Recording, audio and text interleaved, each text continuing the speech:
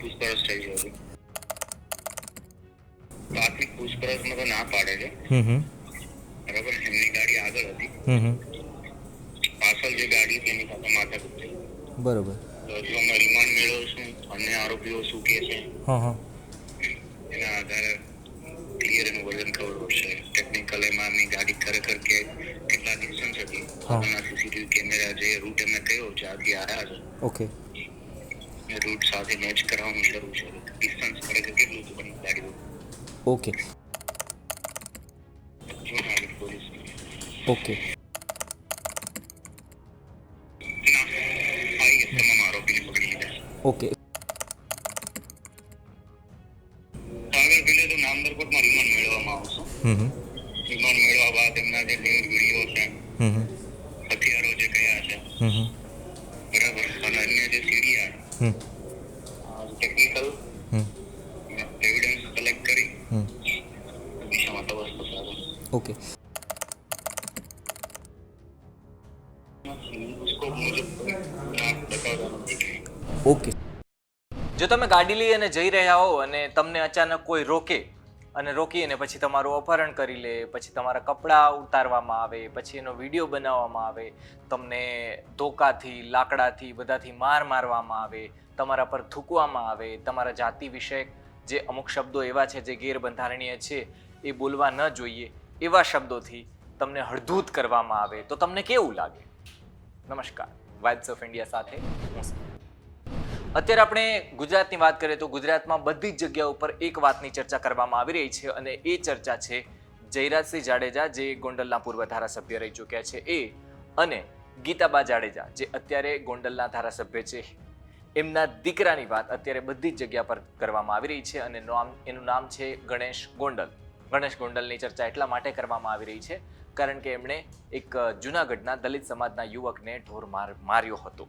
હવે બબાલ આગળ શું વધી હતી એના પછીની વિગતની વાત કરીએ તો પોલીસે અત્યારે ગણેશ ગોંડલની ધરપકડ કરી લીધી છે, પણ હવે આગળ શું થયું છે, પોલીસ હવે આગળ શું કરશે, અત્યાર સુધીમાં કેટલા આરોપી પકડાયા છે, કેટલા આરોપી છે એને પકડવાના બાકી છે, તમામ વિષય ઉપર અમે વાઇબ્સ ઓફ ઇન્ડિયાની ટીમે ત્યાંના ડીવાયએસપી હિતેશ ધાંધલિયા સાથે વાત કરી હતી, જેમણે અમને જણાવ્યું હતું.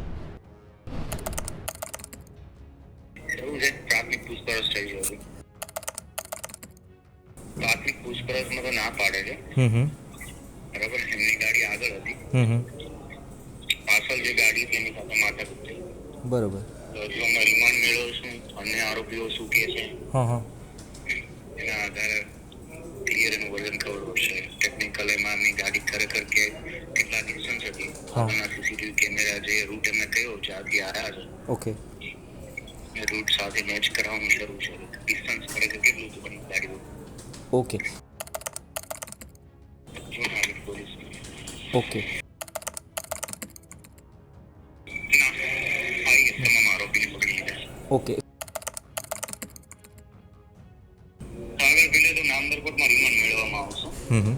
રિમાન્ડ મેળવ્યા બાદ એમના જે ન્યૂઝ વિડીયો છે, હથિયારો જે કયા છે, બરાબર, અને અન્ય જે સીડીઆર ટેકનિકલ એવિડન્સ કલેક્ટ કરી દિશામાં તપાસ થશે.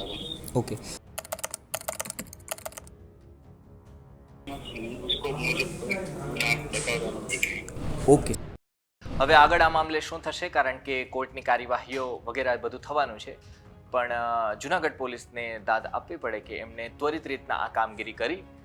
સામાન્ય રીતના જો ઘટના હોય તો ધરપકડ વગેરે છે એ બધું થઈ જતું હોય છે, પરંતુ આ ધારાસભ્યના દીકરા છે અને ઉપરથી અત્યારે જે સત્તાવાળો પક્ષ છે એટલે કે ભારતીય જનતા પાર્ટી, એમના ધારાસભ્યના દીકરા છે.